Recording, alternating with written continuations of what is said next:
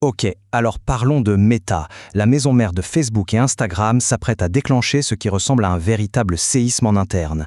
Mais derrière cette onde de choc, il y a une stratégie radicale qui est entièrement tournée vers une seule et même technologie, l'intelligence artificielle.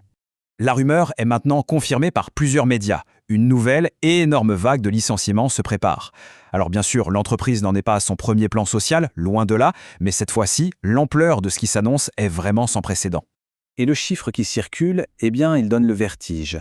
On parle de 16 000 emplois qui seraient menacés. C'est un nombre absolument colossal, même pour un titan de la tech comme Meta. Pour qu'on se rende bien compte de ce que ça représente, c'est tout simplement un cinquième de l'ensemble du personnel. 20% des effectifs. C'est carrément un employé sur 5. Bon, alors qu'est-ce qui se cache vraiment derrière tout ça? D'abord, il faut encaisser le choc des chiffres. Ce qui est assez fou, c'est la rapidité.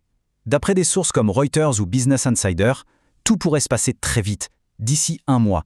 Mais attention, ce n'est pas une décision qui sort de nulle part. Non, elle s'inscrit parfaitement dans la continuité des coupes massives qui ont déjà eu lieu en 2022 et en 2023. Et ça nous amène à la vraie raison derrière cette décision. Une raison qui tient en 2 lettres. IA.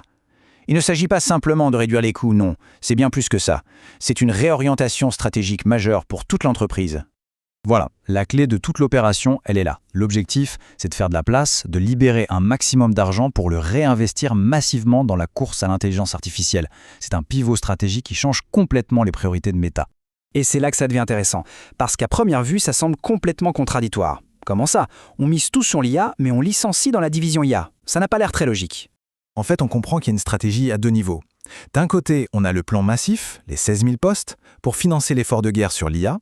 Et de l'autre, on a des coupes beaucoup plus ciblées, plus chirurgicales, comme celles prévues au sein même de la division IA. Là, le but, c'est pas de trouver de l'argent, c'est de rendre l'équipe plus efficace, de rationaliser, comme ils disent, après avoir beaucoup embauché. Et quand on prend un peu de recul, on réalise que cette décision n'est pas un coup de tonnerre dans un ciel bleu.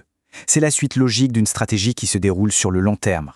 La chronologie parle d'elle-même. On a eu 11 000 postes en moins en 2022, puis 10 000 autres en 2023, et là, on voit clairement que la stratégie s'accélère avec cette double manœuvre pour 2025 et 2026. C'est une restructuration en profondeur qui a été pensée sur plusieurs années.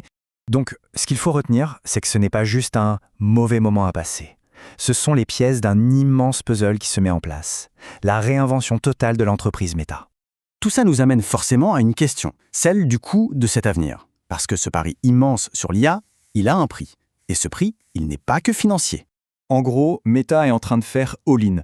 L'entreprise sacrifie une part énorme de ses équipes pour tout miser, peut-être même son avenir tout entier, sur sa capacité à devenir le leader incontournable de l'IA. Et le prix de ce pari, il se compte en milliers de carrières.